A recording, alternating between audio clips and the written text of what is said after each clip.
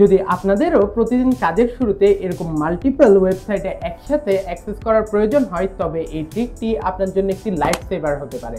এর জন্য প্রথমেই আপনাদের ল্যাপটপ কিংবা কম্পিউটারের সার্চ বারে চলে যাবেন। সার্চ বারে গিয়ে টাইপ করবেন নোটপ্যাড। নোটপ্যাডটি ওপেন হয়ে গেলে ফার্স্টে টাইপ করবেন @echo স্পেস অফ। এরপরে আপনাদের যে ওয়েবসাইটে প্রতিদিন অ্যাক্সেস করার প্রয়োজন হয় সেই ওয়েবসাইটের ইউআরএলকে কপি পেস্ট করে দিবেন।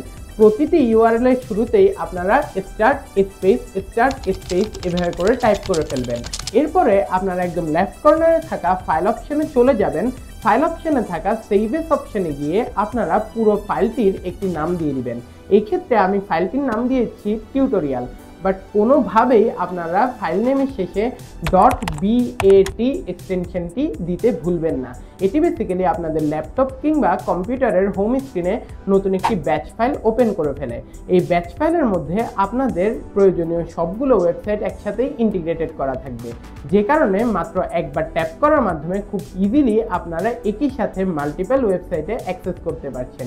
এরকমই আরও প্রয়োজনীয় টেক টিপসের জন্য নিচের ফলো বাটনে প্রেস করতে ভুলবেন না, আর ভিডিওটি শেয়ারও করে দিতে পারেন।